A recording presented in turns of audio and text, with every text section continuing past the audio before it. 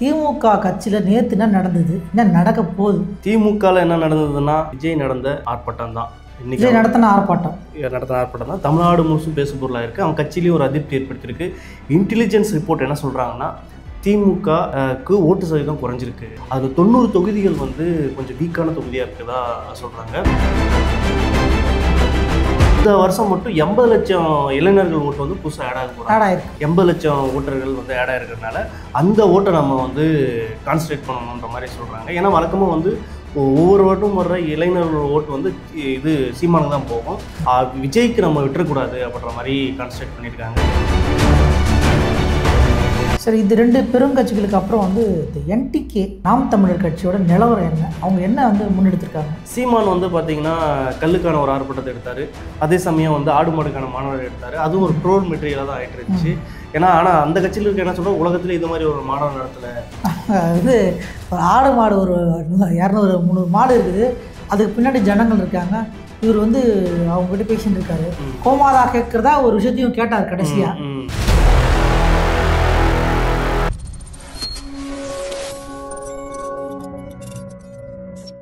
வணக்கம், இது உங்களுக்கு பிடித்தமான அரசியல் அலசல். வணக்கம்ண்ணா. வணக்கம். என்னத்தை இன்னைக்கு அலச போகிறோம்?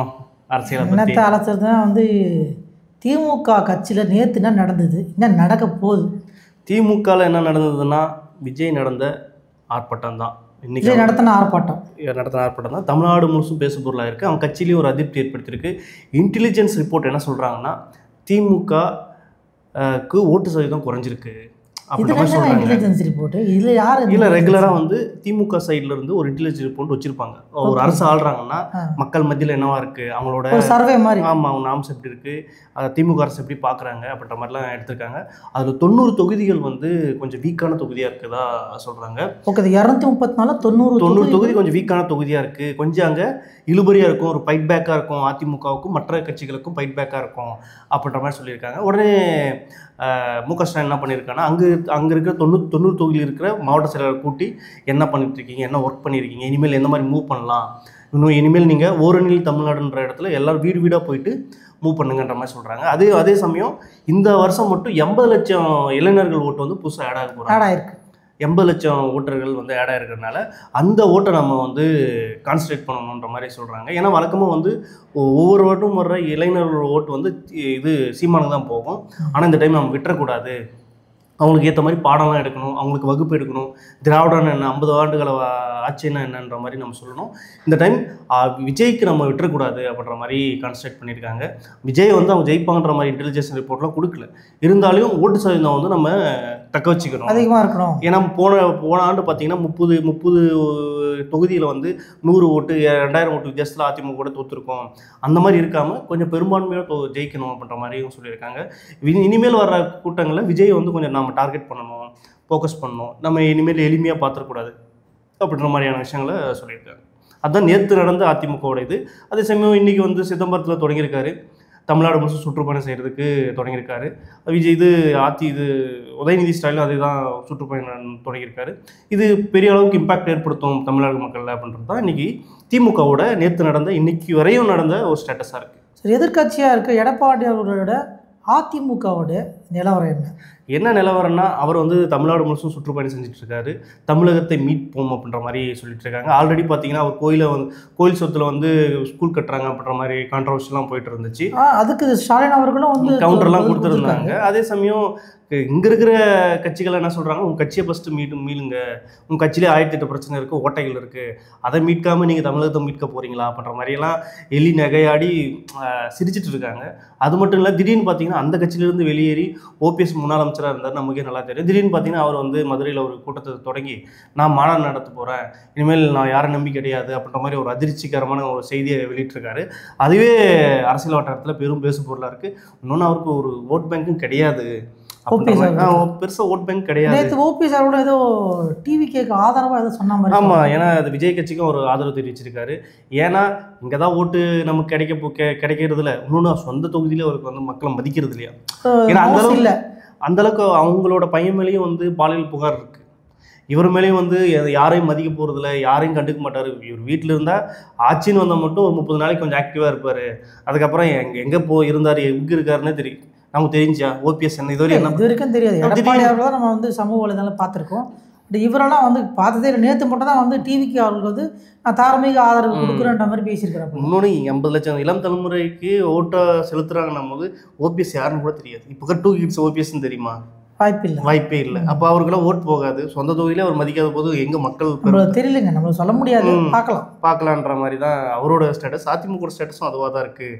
இன்னொன்று ஓரணியில் தமிழகத்தை மீட்போம்ன்ற அந்த சுற்றுப்பயணத்தில் யாரும் கண்டுக்கல, மதிக்கல. இன்னும் இவங்க 2 பேருக்கும் இபிஎஸ் ஓபிஎஸ் ஒரு உடன்படிக்கை, ஒரு ஒற்றுமையெல்லாம் இன்னும் வரலையா? இல்லை, இன்னும் அந்த அப்படிதான் போயிட்டு இல்லை. அவர் தான் தனி கட்சியை ஓப்பன் பண்ண போகிறதாகவும் அறிவிச்சிருக்காரு. ஓபிஎஸ் ஆமாம் அறிவிச்சிருக்காரு. ஆனால் அது எடுபடாதுன்றது தான் புள்ளிவிவரங்கள் சொல்லுது. சரி, இது 2 பெருங்கட்சிகளுக்கு அப்புறம் வந்து இந்த என்டிகே நாம் தமிழர் கட்சியோட நிலவரம் என்ன? அவங்க என்ன வந்து முன்னெடுத்திருக்காங்க? சீமான் வந்து பார்த்தீங்கன்னா கல்லுக்கான ஒரு ஆர்ப்பாட்டத்தை எடுத்தார். அதே சமயம் வந்து ஆடு மாடுக்கான மாநாடு எடுத்தார். அதுவும் ஒரு ட்ரோல் மெட்டீரியலாக தான் ஆகிட்டு இருந்துச்சு.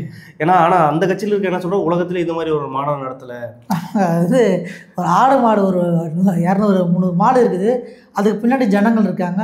இவர் வந்து அவங்ககிட்ட பேசிட்டு இருக்காரு. கோமாதா கேட்குறதா ஒரு விஷயத்தையும் கேட்டார் கடைசியாக. இதெல்லாம் வந்து எந்த அளவுக்கு ஒரு என்ன சொல்கிறது செட் ஆகும்? அதே மாதிரி தான். ஏன்னா மாடல் நடத்தினோடனே உலகம் முழுசும் நாங்கள் தான் பேசு பொருள் அப்படின்னு உற்சாகத்தில் இருக்காங்க. இன்னொன்று அவங்களோட கட்சியோட ஸ்டேட்டஸ் என்னவாக இருக்குன்னா, நான் கிணத்துக்குள்ளே இருக்குன்றதே நான் கடலில் இருக்குன்ற மாதிரி நினைக்கிறாங்க. ஆனால் மற்றவங்க என்ன சொல்கிறாங்கன்னா, இல்லை நீங்கள் கடல் இல்லை கிணத்துல தான் இருக்கீங்கன்னு சொன்னாலையும் நம்பாமல் இவங்க தலைக்கிணத்து உள்ள நான் பெரிய ஆளுன்ற மாதிரி சொல்லி அவங்களே வந்து டம்ப் பண்ணிக்கிற மாதிரி இருக்குது. இந்த ஹிஸ்ட்ரி வந்து பார்த்திங்கன்னா கிட்ட 15 வருஷத்தில் 2 லட்சம் 3 லட்சம் அப்படின்னு சொல்லிட்டு கிட்டத்தட்ட 37 லட்சத்துக்கு வந்து ஓட்டு வந்துருச்சு, வாங்கியிருக்காங்க. 6% ஆனால் இவங்களோட வேலை வந்து ஓட்டை வந்து பிரிக்கிறது தான் வேலையா? இல்லை, ஓட்டு அரசியல்னு பொறுத்தவரையும் வெற்றி தான் தீர்மானிக்கும். நீங்கள் வாக்கு சதவீதம் இதெல்லாம் வந்து பேரத்தை வந்து பேச வைக்கும். டிஎம்கே ஒரு பெரிய கட்சியோட வெற்றி சதவீதத்தை வந்து இவங்க குறைக்கிறாங்களா? நான் ஒரு 50% இருந்தது வந்து இப்போ 47% ஆக்குறாங்களா? இல்லை, குறைக்கலையே. இவங்க தான் டிஎம்கே தான் பயங்கரமாக ஸ்ட்ராங்கான அலைன்ஸாக இருக்காங்க. இன்னொன்று அவங்க சீமான இப்போ பேசு பொருளாக வீட்டில் இப்போ அவர் பேசு பொருள் ஆகணுன்றதுக்காக அந்த மாநாடு நடத்தி செய்கிறது. விஜய் வந்து தன்னோட இடத்த உடைச்சிருவாருன்ற பயத்தில் தான் அதெல்லாம் செய்கிறாங்க. தவிர சீமான் வந்து திமுகவுக்கான ஓட்டு பேங்க் அவங்க உடைப்பாங்கன்ற மாதிரிலாம் கிடையாது. ஏன்னா அவங்க 30% 35% ஓட்டு பேங்க் வச்சுருக்காங்க. இளைஞர்கள் ஓட்டு இந்த பக்கம் இருக்குது. விஜய் வந்தனால இது விஜய் தான் ஸ்வைப் பண்ணிட்டு போகிறதால சீமான்லாம் ஸ்வைப் பண்ண மாட்டார். அதனால தான் நம்ம சீமானை கான்சன்ட்ரேட் பண்ணுறதை விட்டுட்டு விஜயை கான்சன்ட்ரேட் பண்ணலாம். ஏன்னா அவரோட அங்கே தான் வந்து இளைஞர் ஓட்டு ஒரு இதாக இருக்குது, ஸ்ட்ரென்த்தாக போகிற மாதிரி இருக்குது. நாம் அங்கே கான்சன்ட்ரேட் பண்ணலான்றது தான் அவங்களோட இதாக இருக்குது. அதுக்கு தான் இந்த ஓரணியில் தமிழ்நாடுன்ற மாதிரி செஞ்சுருக்காங்க. ஆனால் சீமானை பொறுத்தவரையும் அப்படியே நான் இந்த உலகத்தில் நான் தான் இருக்கேன், காசு கொடுக்காமல் இருக்கேன், அதை பண்ணாமல் இருக்கேன், இது பண்ணாமல் இருக்கேன்னு வேணால் வாய்ச்சாவடில் வேணால் வீழ்ச்சிக்கலானே தவிர. முருகர் மாநாடு நடத்துறாரு, கல் ஏறி மரத்தில் எடுத்தாரு, அப்புறம் ஆடு மாடு இது நடத்துறாரு. ஏதாவது ஒரு மாதிரி புதுசாக ஏதோ பண்ணிட்டு இருக்காரு. புதுசாக பண்ணிருக்காரு. எத்தனை மக்களுக்கு தெரியும்? நீங்கள் தமிழ்நாட்டு மக்கள் ஆடு மாடு நடத்தினாருன்னு சொல்லி நான் நாளைக்கே ஒரு எளிய மக்கள் தெரியுமா? ஒரு கிண்டலாக தான் பார்க்குறாங்க தவிர்த்து அவர் சீரியஸாக பண்ணுறாருன்னு அவங்க இல்லை. இப்போது எப்படி ஒரு தேமுதிக விஜயகாந்த் கடைசி காலகட்டங்களில் ஒரு காமெடியாக மாறினாரோ அந்த மாதிரியான சூழலுக்கு சீமான் வந்துட்டாருன்ற அளவுக்கு தான் தள்ளப்பட்டாருன்ற மாதிரி சொல்லுவாங்க. அப்படி தானே இன்றைக்கி நிலைமைகள் இருக்குது. அப்போது ஒரு சீரியஸான பாலிடிக்ஸ் எடுக்காமல் இந்த மாதிரியான இன்னொன்று இவர் எப்படி விஜய் வந்து ஒரு லாக்அப் பண்ணுறதுக்கு ஒரு ஆர்ப்பாட்டம் பண்ணாரோ அது மாதிரி நீங்கள் பண்ணியிருக்கலாம்ல. அப்படியான எந்த இதுவும் இல்லை. இன்னமும் நீங்கள் ப்ரெஸ் மீட்லேயே வந்து தன்னோட அரசியலை நிலைநிறுத்திக்கணும்னு நினைக்கிறீங்க. அதுதான் இன்றைக்கி இருக்க ஒரு விஷயமா இருக்குது. ஆனால் கிரவுண்டில் இறங்கி போராடணும் அப்படின்றது தான் இன்றைக்கி பெரும் இதாக இருக்குது. கிரவுண்டில் இறங்கி போராடணும் ஞாபகம் வந்துச்சு. டிவிக்கு வந்து கிரவுண்டில் இறங்கி போராடிருக்காங்க.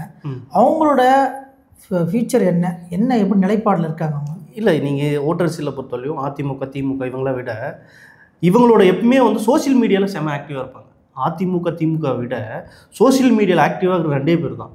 ஒன்று சீமானாக இருப்பார், இல்லைன்னா இது விஜயாக இருப்பார். நீங்கள் சோசியல் மீடியாவில் யார் அடுத்த முதல்வர்னு கேட்டாங்கன்னா விஜய், சீமான், மு க ஸ்டாலின் இந்த மாதிரி 4 லிஸ்ட்டு போட்டால் சீமானை தான் பெருசாக ஓட் பேங்க். ஆமாம், கேள்விப்பட்டது. ஏன்னா சோசியல் மீடியாலாம் பயங்கர ஆக்டிவாக இருப்பாங்க. அதனால் சோசியல் மீடியாவை நம்பி நம்ம வந்து அவர் முதல்வர் ஆயிரம்னு சொல்ல முடியுமா? வாய்ப்பு இல்லை.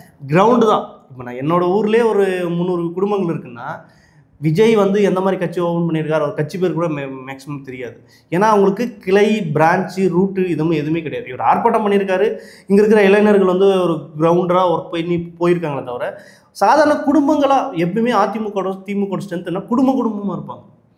ஓட் பேங்க் வந்து அவங்க எப்பவுமே எங்கே பார்த்தீங்கன்னா பாரம்பரியமாக நான் அதிமுக தான் போடுவேன், திமுகவுக்கு தான் போடுவேன், குடும்பங்களாக இருக்கும். குடும்பம் 3 தலைமுறையாக போடுறேன், 4 தலைமுறையாக போடுறேன்ற மாதிரி இப்பவும் இருக்காங்க. இப்போ தாவேக்காவுக்கு அப்படி கிடையாது. ஆர்ப்பாட்டம் பண்ணனால நீங்கள் ஜெயிச்சிருவீங்கன்ற மாதிரிலாம் சொல்கிறீங்க. 2020 சரி, இந்த தொகுதியில் தருமபுரி தொகுதியில் இந்த ஆள் இருப்பார், சேலம் தொகுதியில் இவர் தான் ஐக்கான், இப்படி எதனா இருக்காங்களா?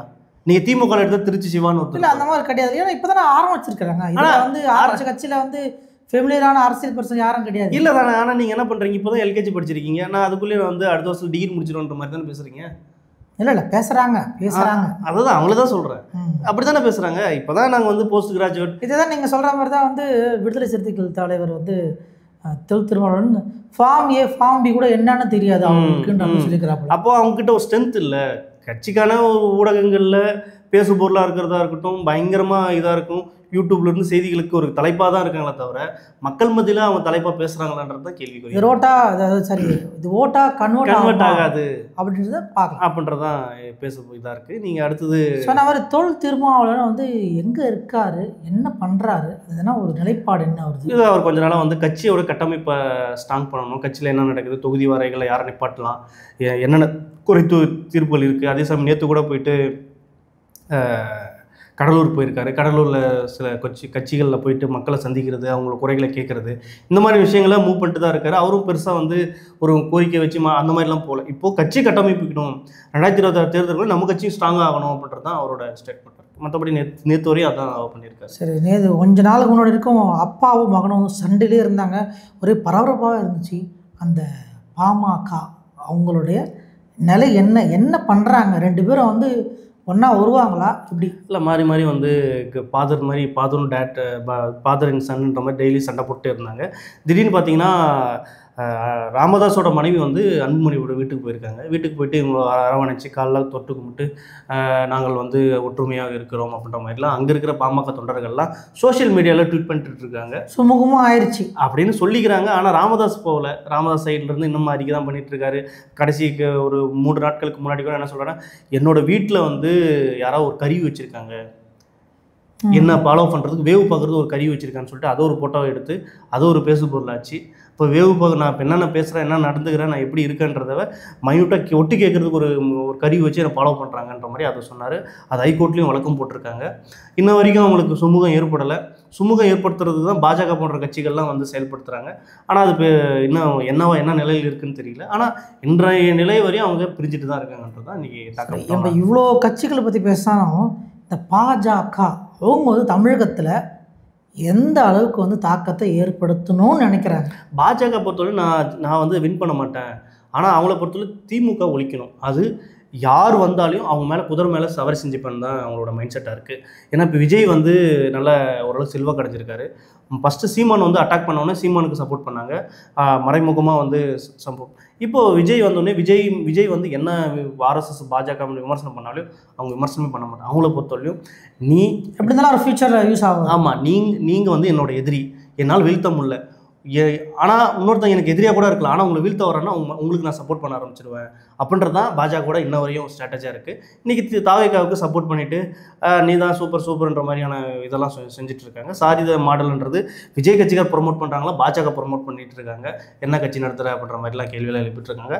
ஆனால் உங்கள் கட்சியில் இந்தியாவில் நடக்கிற மாநிலங்களில் எடுத்துகிட்டா தமிழ்நாடோட கேவலமான விஷயங்கள்லாம் நடந்து தான் சொல்கிறாங்க. ஏன்னா இங்கேயாச்சும் இப்போ ஜுடிஷியல் டெத்துன்னு சொல்கிறாங்க, உத்தரப்பிரதேசம் பார்த்தீங்கன்னா ஓப்பனாகவே சுட்டுக் கொள்ளுவாங்களாம்.